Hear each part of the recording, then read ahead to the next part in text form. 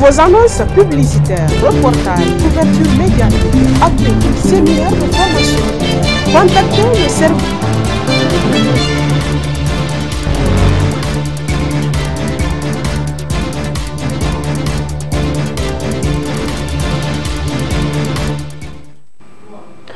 Bonsoir messieurs, dames, très ravi de vous retrouver dans cette grande édition d'information sur la voix et le miroir de la femme de ce 4 avril 2025.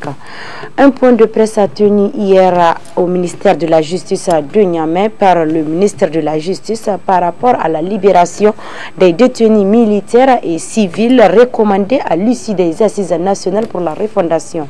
Suivez plutôt.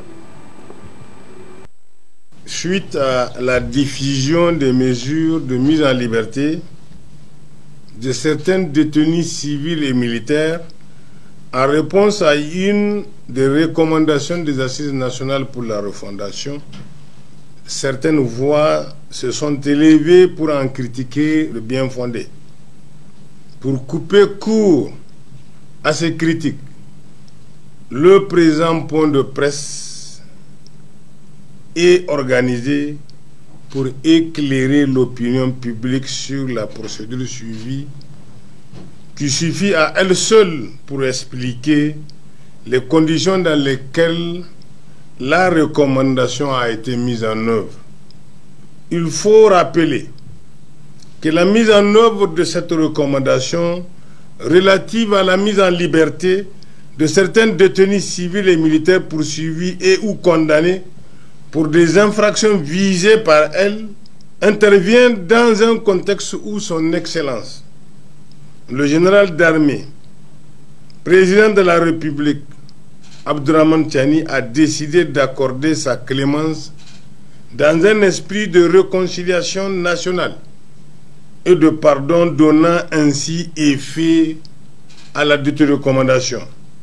À cette fin, et en exécution des instructions reçues, j'ai demandé à mes services compétents de procéder à des vérifications préalables en vue d'identifier les personnes éligibles à la mesure envisagée et la procédure applicable pour la prise en charge de chaque catégorie de détenus ou condamnés ou prévenus. De cette vérification, il ressort que les détenus susceptibles de bénéficier de la mesure de liberté peuvent être classés en 3 catégories. La première catégorie est celle des détenus condamnés à des peines définitives, c'est-à-dire des détenus dont les dossiers sont jugés et pour lesquels aucune voie de recours n'est ouverte. Il reste à cette catégorie de détenus de subir l'intégralité de leur peine ou bien maintenant de bénéficier d'une mesure de liberté conditionnelle. Nous avons opté pour la première mesure, c'est-à-dire celle de leur accorder une grâce par décret du président. C'est ce qui a profité aux 4 détenus condamnés, à savoir le général Salou Suleiman, Issifi, Ambali et Amadou Hassan Shekaro. Leur situation a été prise en charge par un décret accordant une remise gracieuse de la totalité des peines qui leur restent à subir. Il y a une autre catégorie de détenus. Il s'agit de détenus dont les dossiers sont jugés, mais qui ne sont pas définitifs. Un premier jugement a été rendu et pourvoi a été formé contre la décision ou les décisions du tribunal militaire les concernant. Et il appartiendra à la Cour d'État de connaître de ce pourvoi. La seule procédure possible pour cette catégorie de détenus, c'est la mise en liberté provisoire. Et cette liberté peut s'opérer de 2 manières. Soit Elle s'opère devant le tribunal lorsqu'il est en session, soit dans l'intercession conformément aux dispositions de l'article 80 du Code de justice militaire par devers le président du tribunal militaire. Nous avons opté, et c'est la seule possibilité au moment où il a fallu mettre en œuvre cette recommandation qui s'offre à la juridiction militaire, c'est la saisine du président du tribunal militaire par une demande de mise en liberté initiée par les commis d'office désignés par l'État pour assurer la défense de tous les prévenus devant les juridictions militaires. Cette demande ayant été introduite et le dossier a été communiqué au commissaire de gouvernement, lequel a requis leur mise en liberté provisoire, et c'est ce qui fut fait. Pour la dernière catégorie de détenus, il s'agit de ceux-là dont les dossiers n'ont pas fait l'objet de jugement définitif, ni de jugements susceptibles de recours, mais dont les dossiers sont en cours de traitement devant ou par devers les cabinets du doyen des juges d'instruction assurant l'instruction militaire. Là aussi, la mesure du possible, c'est une demande de mise en liberté provisoire. Mais comme c'est l'État qui accorde cette mesure, pour chaque détenu, chaque prévenu, il y a un conseil d'office qui est désigné. Et puisque c'est l'État qui, par voie d'autorité, doit le faire, là aussi, on a opté, dans le cadre de cette mise en liberté provisoire, par la levée des mandats de dépôt concernant tous les détenus, les prévenus dont les dossiers n'ont pas fait l'objet d'un jugement. Tous les détenus dont les dossiers sont dans le cabinet du juge d'instruction ont vu leur liberté accordée par voie de la levée du mandat de dépôt. En clair, à chaque catégorie de détenus, il y a une procédure pour donner effet à la recommandation des assises nationales. Le dernier, il y a un autre aujourd'hui dont le dossier a été dévolu à la chambre de contrôle du tribunal militaire, puisque son dossier a fait l'objet d'un non-lieu contre lequel appel a été interjeté, et le dossier est devant la chambre de contrôle de l'instruction militaire lorsque la décision de leur accorder la liberté est advenue. Donc pour ce dossier, la chambre a été saisie par réquisitoire du commissaire de gouvernement aux fins de les mettre en liberté. Donc pour toutes ces questions, il n'y a pas de confusion possible. Les détenus condamnés définitivement bénéficient d'une grâce pour la totalité de tout ce qui leur reste à subir. Mais il n'en demeure pas moins pour tous les autres détenus, qu'il s'agisse des détenus prévenus dont le dossier ont fait l'objet de jugement et dont le dossier se trouve pendant devant la Cour de cassation pour avoir fait l'objet d'un pourvoi. Ils ne sont qu'en liberté provisoire jusqu'à ce que des décisions soient rendues les concernant, auquel cas le président prendra la décision de les gracier comme on l'a fait pour les autres lorsqu'ils seraient condamnés. Au cas où le tribunal ou la cour ou les juridictions ne reconnaissent pas leur culpabilité ou les relaxent ou les acquittent, ils sont libres, ils n'ont plus besoin d'une autre mesure, parce que jusqu'à ce que la décision définitive intervienne, ils sont présumés innocents. Voilà en fait la situation qui est née de cette mise en œuvre de la recommandation des assises nationales. Il s'agit de toutes les infractions relatives à l'atteinte ou au complot contre la sûreté de l'État. Le gouverneur de la région de Tawa, accompagné de ses proches, ont rendu visite hier jeudi 3 avril 2025 à une femme qui a accouché 4 enfants dans la région de Tawa, département de Tilia, commune de Talemses. Des précisions dans cet élément. Venue de la commune de Talemses du département de Tilia, région d'Ottawa, une femme a accouché 4 enfants du sexe féminin au niveau des centres régionaux de la mère et enfants d'Ottawa. Le lundi 31 mars 2025, la femme, après avoir senti le travail, s'est rendue au niveau du centre de santé intégré de Talemses. Après, elle a été évacuée au niveau du centre régional de la mère et enfants d'Ottawa. Après le césarien, les enfants et la femme se portent bien. Le gouverneur de la région d'Ottawa, le colonel-major Oumar Tawaye, accompagné de ses proches collaborateurs, ont rendu visite à la femme ce jeudi 3 avril 2025. Après la visite, le gouverneur a tenu à remercier l'équipe médicale de la direction régionale de la santé publique, de la population et des affaires sociales, le centre de la mère et de l'enfant, et a promis de prendre toutes les dispositions nécessaires pour accompagner la mère et les enfants. On a toujours eu peur pour les femmes qui sont enceintes et qui n'arrivent pas à arriver au centre de santé au moment opportun pour les accouchements. Mais cette dame, elle a eu en tout cas le bon sens qu'il faut. Elle a pu quitter pour venir à temps. Et ça a permis vraiment non seulement que l'accouchement se passe dans de bonnes conditions, et que les enfants qu'elle a pu accoucher, vraiment aujourd'hui, Dieu merci, sont pris en charge. Donc les services sociaux ont pris en charge donc ces 4 enfants.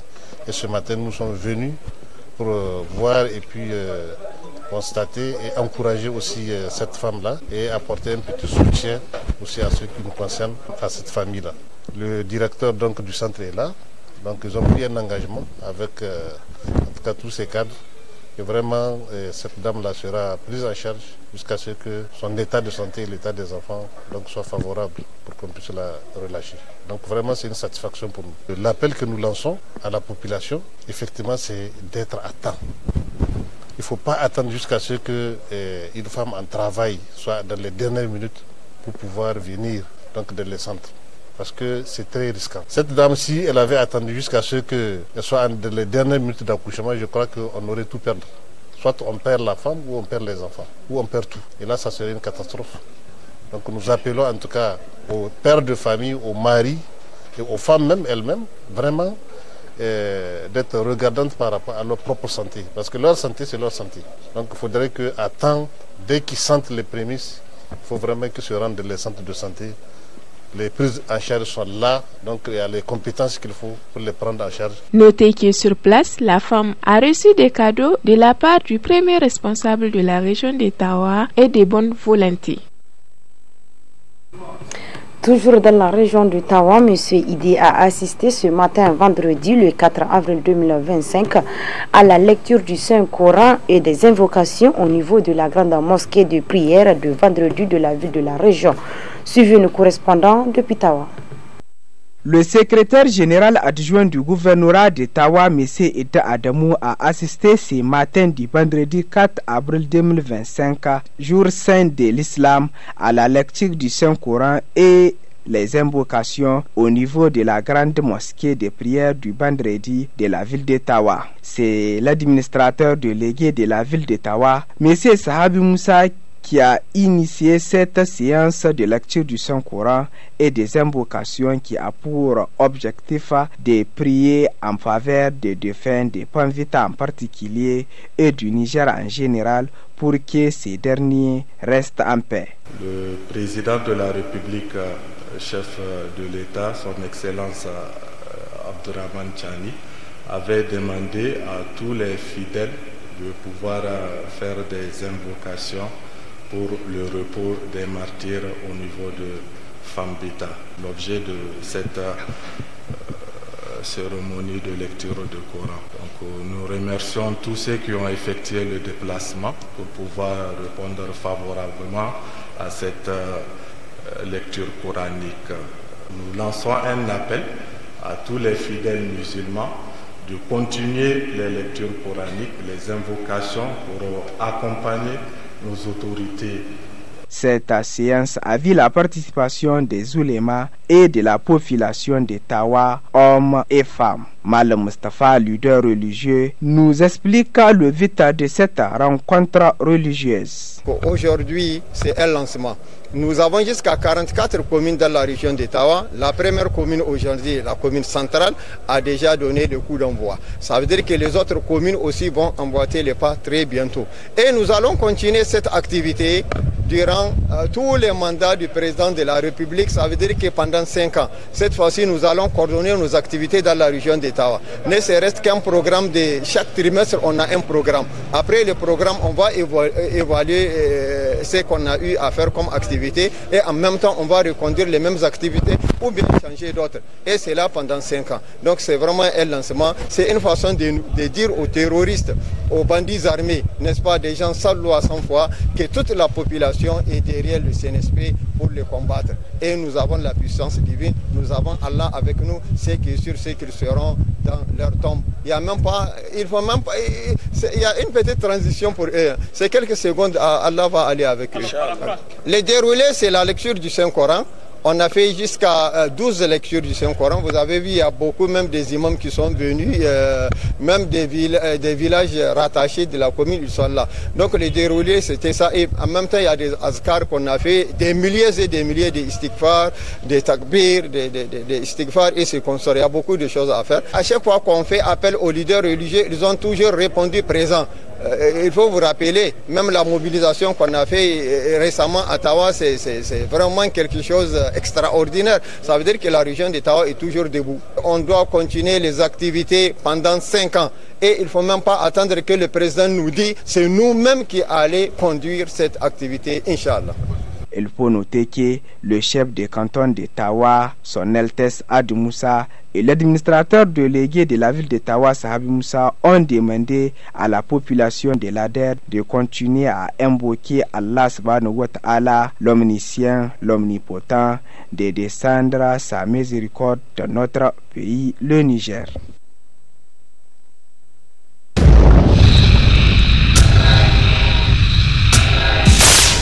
Le gouverneur de la région d'Ottawa, le colonel-major Omarou Tawaye, en collaboration avec l'administrateur délégué de la ville d'Ottawa, M. Sahabi Moussa, ont organisé ce matin du mercredi 10 avril 2025 une rencontre d'échange entre les autorités et les différentes couches sociales de la région d'Ottawa dans la salle des réunions de l'hôtel de ville de la région. L'objectif de cette rencontre est de sensibiliser les participants sur l'importance du pardon que le président de la République du Niger, le général d'armée Abdrahman Chani, a demandé au peuple nigérien. Après la Fatiha et l'hymne national, l'administrateur délégué de la ville d'Ottawa est la première personne à prendre la parole, dans laquelle il a souhaité bonne fête à toute la population de l'ADER. Il a saisi l'occasion pour demander pardon pour tout manquement à la population. Le colonel-major Omarou Tawaye, gouverneur d'Ottawa, quant à lui, il a expliqué clairement quelques points du discours du président de la République lors de son discours du 26 mars 2025. Il a demandé à la population de s'excuser entre eux, de faire preuve de tolérance, du respect et de la culture sociale pour que notre pays soit en paix.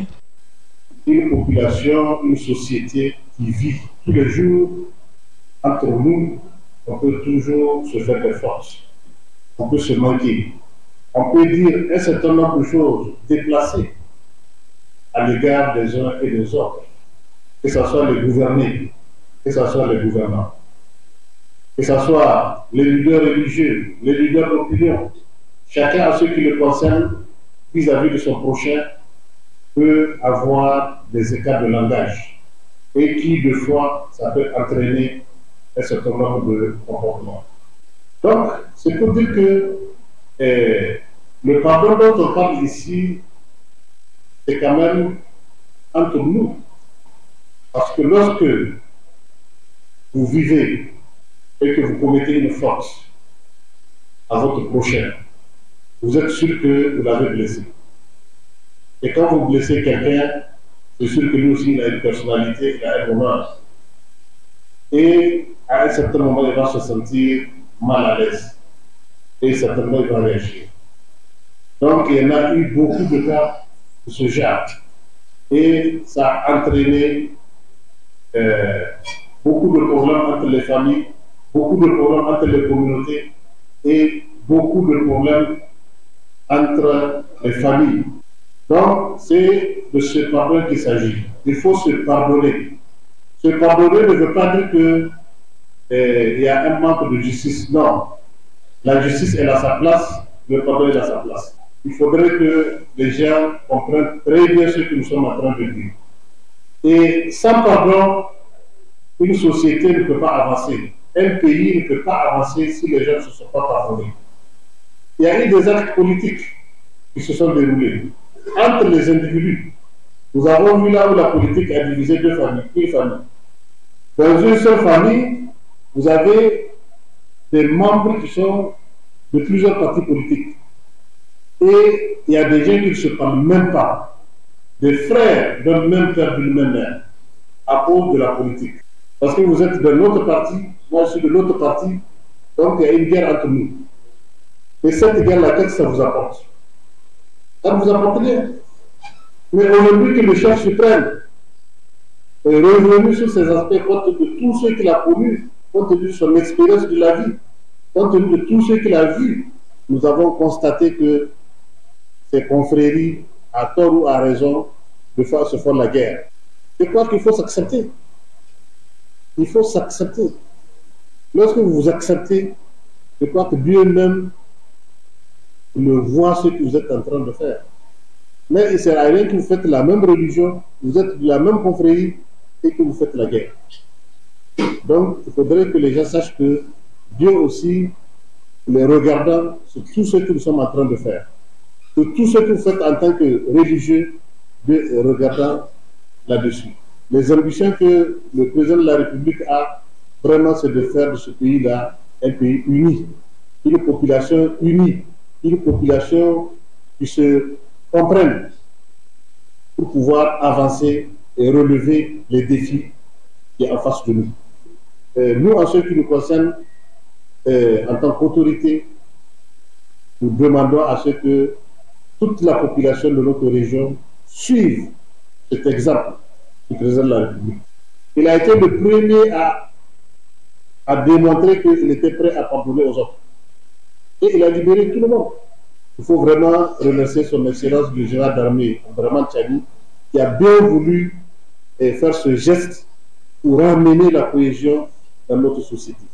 À ne pas oublier que l'appel du gouverneur a été entendu et cette rencontre a regroupé les leaders religieux, les acteurs de la société civile, les syndicats, les associations de jeunes et de femmes et bien d'autres invités. Monsieur, dames, c'est ici que se referme ce 20h15 sur la voie et le miroir de la femme. Restez toujours accompagnés de nos programmes. Bonne soirée.